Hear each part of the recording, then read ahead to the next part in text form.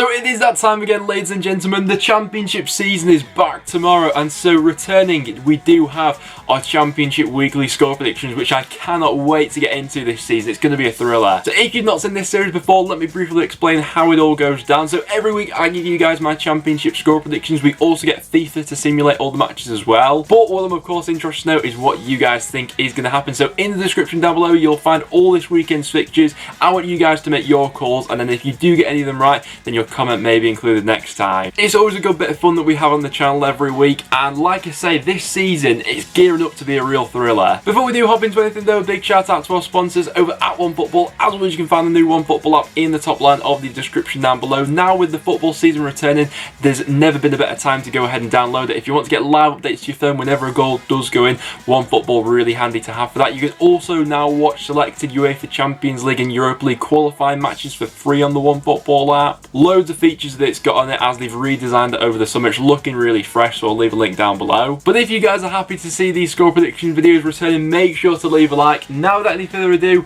well, let's hop into this one. So starting out with the curtain raiser going on at Vicarage Road tomorrow night, we got Watford going up against Middlesbrough. Now it was Middlesbrough who kicked off the season last time as well. It was a thrilling 3-3 draw with Luton, which sort of gave us a little bit of false hope about Middlesbrough under Jonathan Woodgate. We thought they'd be playing this really exciting, you know, attacking football, and then that just seemed to peter out as the season went along. But this season under Warnock, I expect they're going to be very rigid and going into this one against Watford as well, who are still a bit of an unknown package. I think I'm very intrigued to see the starting 11 for Watford for this one. They got a massive squad at the moment, but I had a little bit of a look into their pre-season. It's looking like they're favouring this sort of three at the back system with two wing backs. I'd expect in the middle them to be playing cleverly and Chalobah to anchor things down, and then their forward three is what really excites me about Watford at this point in time. They do have a few injury concerns coming into this one. Ben Foster, I know, is a doubt. I think he's got an elbow injury at the moment. Andre Gray's also picked up an injury, so I'm interested to see who does lead the line. Is it going to be new boy Glenn Murray who's coming on loan for this season, or will Suarez be that man? I know a lot of Watford fans are excited to see what he can do this season, but it doesn't always click for the relegated clubs on the first day of the season. Last season, actually, all of the three relegated clubs lost on the opening day. Do I see that happening this time round though? I'm not so sure. I do back Watford this season. I think they may just about get through this one against Middlesbrough. For the opening day, I'm going to go 2-1 Watford. I think it'll be a good game, this one. FIFA's going to go 2-0 Watford. After that, and to the first early kick-off on Saturday, that sees Birmingham going up against Brentford. These two actually met on the opening day of the season last time round as well. That one was at Griffin Park though, and Birmingham pulled off a shock win. They had none of the ball. I think they only had one shot on target for the entirety of the match, but it was Christian Pedersen with a diving header, and they ended up winning it by 1-0 despite Brentford having a load of the ball. I expect a similar pattern of play in this one, Brentford to dominate in those areas. Ben Rama, I doubt, will be involved in this one. Obviously, they've recently sold Ollie Watkins, but Brentford are an interesting proposition this season. What really held them back last season was the poor start to the season, you know. That meant they were playing catch-up for the whole year. This time round, they're going to want to learn from those previous mistakes. Birmingham, I think, will be looking quite rigid, though, this season under Aitor Karanka, if not still maybe lacking a bit of firepower going forward with that lack of striker options. I know that Brentford are these big scorers, but I actually see this one on the opening day being a fairly low-scoring one. I'm going to go 1-0 Brentford. I think it'll be the reversal of last season's match. FIFA's going to agree with me as well. Very interested to see how Birmingham go under Karanka, but it's a tough way to start the season for them. Then as the next early kick-off, we've got Wycombe going up against Rotherham, so two of them promoted sides going up against each other on day one. Now, we all know what to expect from Wycombe. I actually looked into the reverse fixture of this one from last season. Wycombe did win it by 1-0, and it was a bit of a smash and grab performance. You know, I'd expect in this one Rotherham to perhaps see a little bit more of the ball, but in those situations, Wycombe are quite comfortable, you know, and they now have players who can hit you on the counter-attack and look to get in behind. In that Brentford game, Daryl Horgan took his goal really well. I also looked into Rotherham's game at the weekend as well. They lost against Salford on penalties.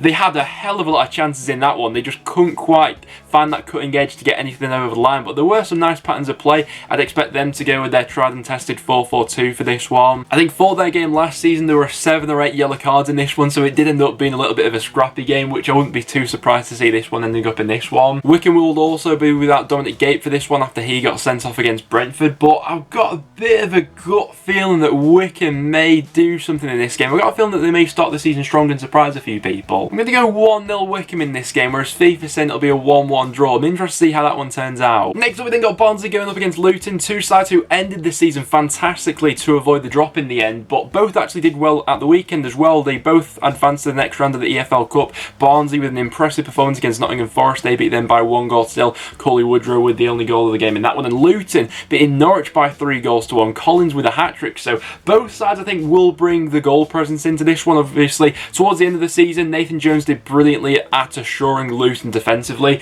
and Struber with that pressing football going forward for Barnsley. They tend to create a lot of chances per 90. It's just a question of can they be a little bit more clinical this time round. But certainly got the firepower in there. They did recently lose Jacob Brown, who's made his move over to Stoke, which I think will be a bit of a blow. I always quite liked him. I thought he offered something different for them going forward. Had a good link up with Colin Chaplin as well. But I think that both Barnsley and Luton are two quite exciting prospects coming into this season who are both going to be looking to build on the strong foundations that they set towards the end of last season. For a score prediction for this one, I think it's going to be quite an open and exciting match. I'm going to go for a thrilling 2-2 draw in this one, whereas FIFA is disagreeing with me a little bit. They've gone for a ball 0-0 draw. Next up then to Bournemouth against Blackburn. Now with Blackburn, you know very much what to expect. It's going to be a structured Tony Mowbray side coming into this one against a Bournemouth side who there's a few more unknowns about them, but from having a look into their pre-season, they definitely got some exciting attacking players coming into this one. You know, Danjuma more so than anyone.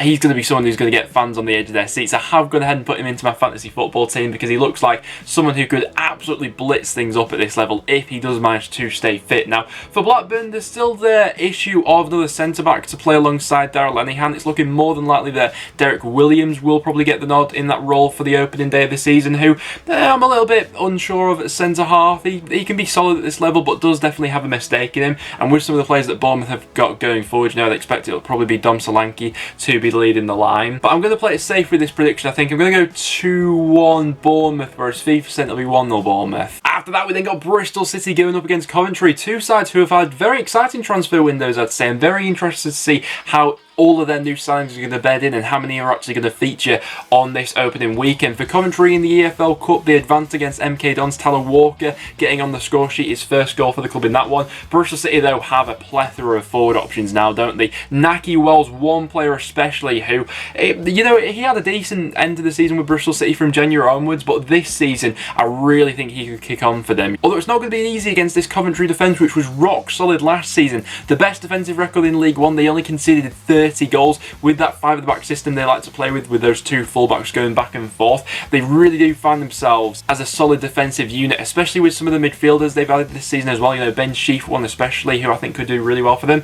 Bristol City may come unstuck a little bit. I'm going to go for a 1-1 draw. I fancy Coventry to get something from this game, whereas FIFA's saying be 1-0 Bristol City. Next up, we then got Cardiff going up against Sheffield Wednesday. Now for Wednesday, it's more important than anyone else that they got off to a good start this season, so ensure that they're not playing catch up for all too much of the season. You know, they want to wipe off those 12 points as soon as possible. Now on paper, this game against Cardiff looks very tough. You know, last season under Neil Harris, they only lost 2 matches at home. However, there's a little bit of turbulence around Cardiff at the moment, obviously with the whole Mendes Liang situation. It was a really shoddy performance in the EFL Cup against Northampton, and I know that's sort of it's a little bit of an extension of pre-season, but they put out a very strong side for that one, and like I said, it was a very shoddy performance. Sheffield Wednesday, if anything, I thought they were possibly better away from home than they were at home last season. And on the opening day of the season, you always get a few shocks, don't you? So I may edge towards Wednesday in this one, you know. I've got a bit of a feeling about them. I think that Cardiff will come strong eventually, but it may take a bit of time for them to get going. I'm going to go 2-1 Wednesday in this game. FIFA's saying it'll be 2-0 Wednesday.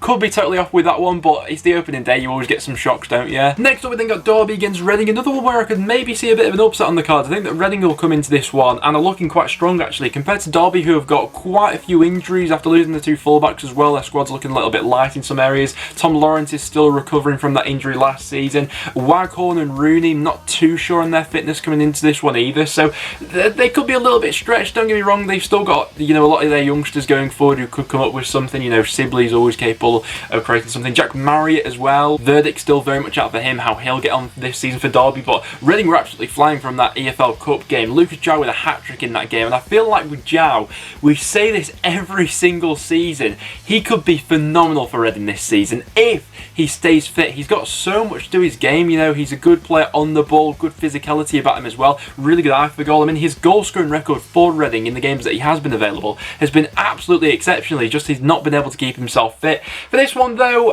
Derby's record at home on the Koku has been very strong. I think that is something to consider. I'm going to go for a 1-1 draw. I think that Reading may get something from this one, whereas FIFA is going to say they're going to get all 3 points with a 1-0 away victory. Then next up we got Huddersfield going up against Norwich, the Stuart Webber derby for this one. Now I've had a bit of a look into Huddersfield's squad. After Steve Meunier's left, it's looking more than likely that Colin Grant will probably be following it out of the door.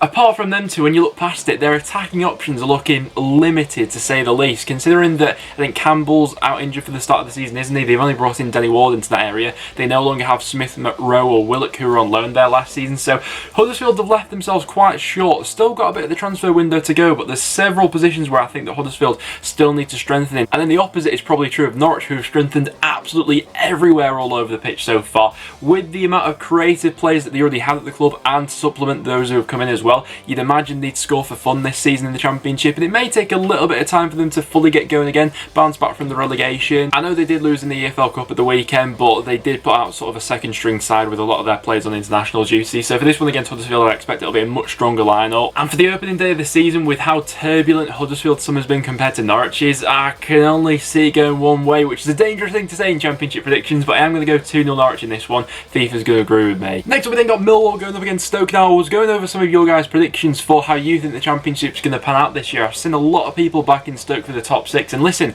there's a lot of good signs around that club at the moment. You know, they ended last season fantastically under Michael O'Neill, been a promising pre-season as well. You know, that result against Leeds was a really good one. Recruitment overall I'd say has been positive. I really like the signing of Jacob Brown coming over from Barnsley, but it's not going to be an easy start to the season for them. You know, away to Millwall, tough place to go to. Preston went there last season on the first day of the season. They did a job on us. They beat us by 1-0. We saw quite a bit of the ball, but with Millwall, they're also a club who's trending upwards and who have very much liked their recruitment. I've also got a bit of a feel. I was reading a bit about Tom Bradshaw today and how they've been experimenting with his position, playing him as that left side of the attacker. Obviously Millwall like to play with that forward three, and then there's two wing backs who get back and forth. It's two very resilient sides going up against each other, and I don't think either of them will give too much away. I could very much see this game being a 1-0 either side. The first goal in this one I think will be crucial. We're waiting to see if someone like Jade Wallace can replicate his form from last season. If he can, then I think that Millwall have got a really strong claim for the top 6 this season. I think their squad's looking strong. This is probably the prediction that I've been most unsure about on today's video, to be honest. I've been going to and fro because I can see valid reasons why either Stoke or Millwall would win this game. FIFA's backing Stoke for it 2-1, so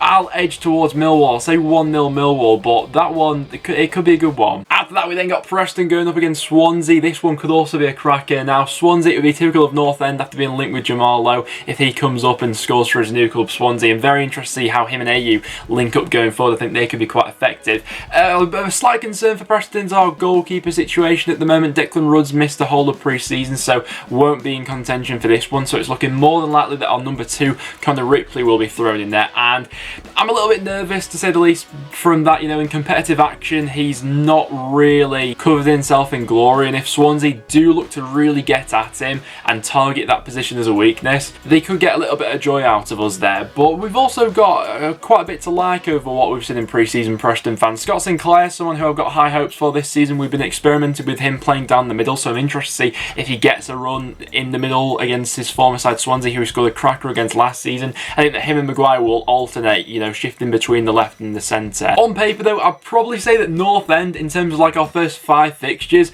have maybe even the toughest start to the season. So if we can get through that period with a couple of results, then I'll be quite happy. For this one, I see it heading towards a draw. I'm going to go for a 1-1. I think that at the start of the season, both sides are fairly similarly matched at the moment. FIFA's going to agree with me as well. Don't think there'll be all too much in it. And then to round things off for the weekend, we got QPR going up against Forest. Now, in this fixture last season, it was Forest who got the better of it. They beat QPR 4-0 at Loftus Road. There's a brilliant away performance. They'll be looking to start the season as strong as possible, but they do have quite a few new faces coming in, so there is the whole argument of it may take a bit of a bedding in period for some of the new players at Forest to settle in. But QPR, as well as that, have had a fair turnover of players so far in terms of new faces coming in. It's also looking unclear if Asai Samuel and Manning will feature in this match. Obviously, they're still trying to sort out their contract situations. You know, it's still going to be unclear if there'll be QPR players at the end of the window or not. Without those two players, it's a whole lot of quality that's lost from that squad. Obviously, we've mentioned Eze a lot on the channel so far, but Dickey could turn out to be quite a sensible transfer to shore them up at the back a little bit. It was certainly needed at times for last season. But Nottingham Forest do have an abundance of quality going forward now, and with those added options, you know, it wouldn't surprise me to see Luke Freeman getting on for this one and having a great game against his former club. For a prediction, I think I am edging towards Forest. I'm going to go 2-1 in this game, with Thief saying it'll be 2-0 Forest. So guys, there you have it, the opening weekend of Championship fixtures. Those are my predictions for what I see happening. Obviously, the opening weekend, it's always a bit of a stab in the dark because you're not really basing it off anything, are you? You can't really look all too much into pre-season form, so it's 12 free hits on the first weekend, isn't it? But I'd love to get your guys' predictions in the comments down below, so do let me know what you guys are thinking. Also, it's not too late to join my Championship Fantasy Football League. I think we've got around 500 people in the league so far, so if you are interested in Championship Fantasy Football, then I'll leave a link to it in the description down below. I think it could be a lot of fun this season. But apart from that, guys, that will now wrap it up. So if you did go on to enjoy, make sure to leave a like, make sure to stick around and subscribe for some regular Championship content. But apart from that, thanks for watching, and I'll see you all in the next one.